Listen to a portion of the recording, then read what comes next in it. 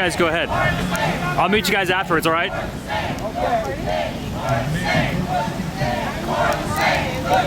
don't kill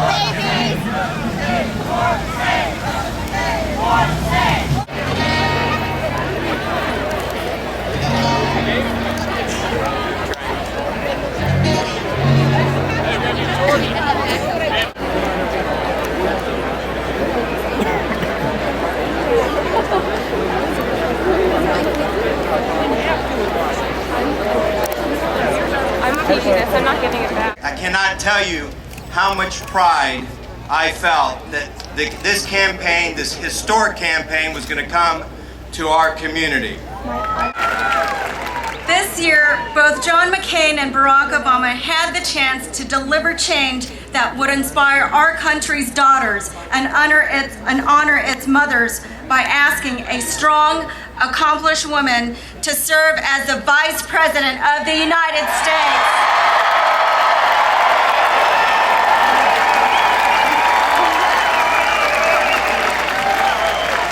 And once again, only John McCain delivered.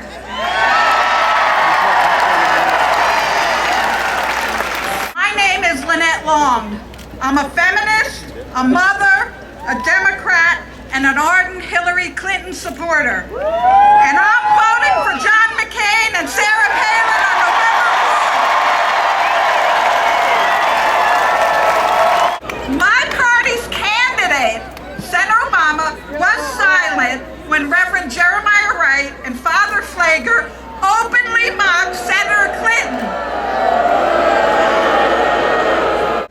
My party's candidate was silent when rapper Ludacris released a song that called Hillary Clinton the B word. And yesterday, I understand Senator Obama personally said you can put lipstick on a pig and it's still a pig. Mr. Obama, curling girls' names is something you do in 5th grade. And I don't want a 5th grader running my country.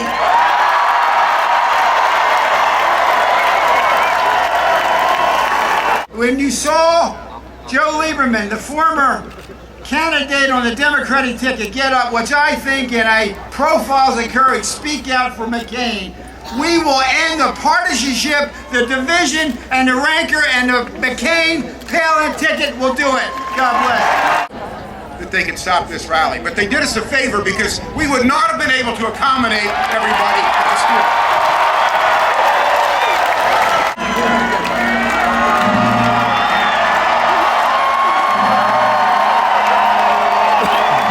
One thing occurred to me. You know, some historians may correct me on this, but I don't think so. I think I'm right.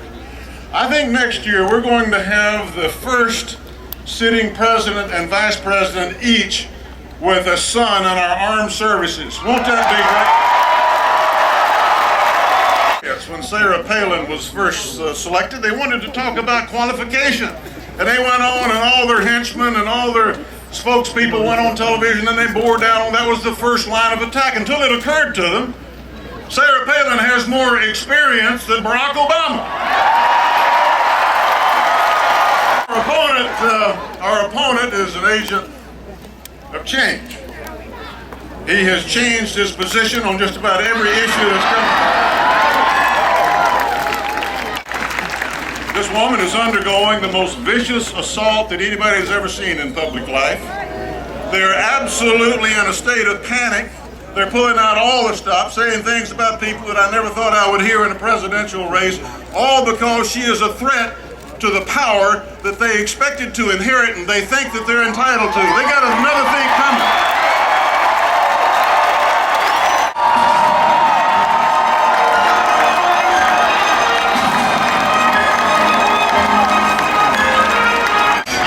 Ladies and gentlemen, Governor Sarah Palin, Mr. Todd Palin, Mrs. Cindy McCain, and the next President of the United States, Senator John McCain!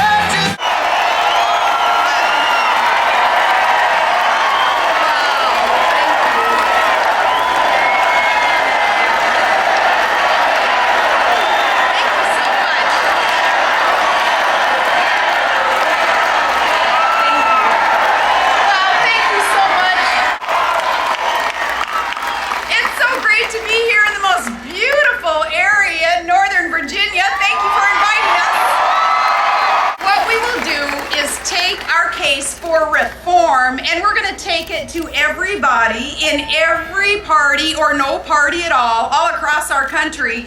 And with your help and with your vote, we're going to Washington to shake things up. Now, John McCain is a guy who has met a lot of challenges before. He's been through a lot of tough fights.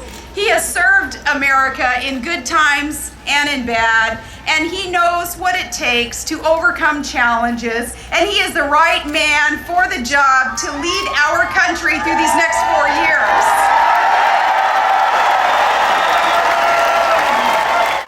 Thank you for that sign out there, because as the mother of one of those troops, he is exactly the kind of man I want as Commander-in-Chief.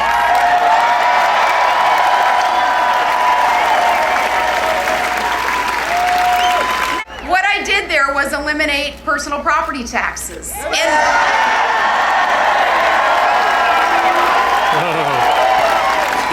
eliminated small business inventory taxes and business license renewal fees, those things that were getting in the way of the private sector being able to grow and prosper and to thrive. Now, just the other day, our opponent brought up earmarks, and frankly, I was surprised that he did, considering his record on earmarks. I didn't think he'd want to go there. In just 3 years, our opponent has requested nearly $1 billion in earmarks. That's about $1 million every working day.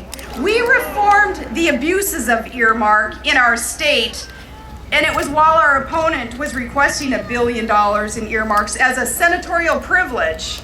What I was doing was vetoing $500 million as an executive responsibility.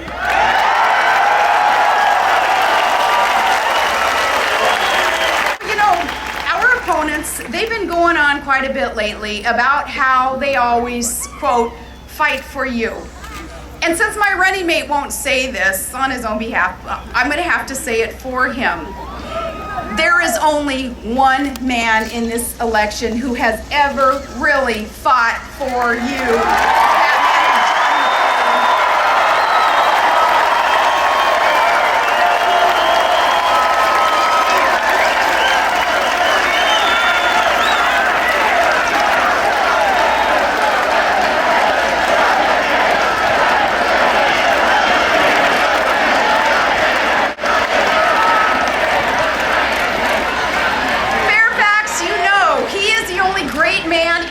Race, the only one ready to serve us as our 44th president.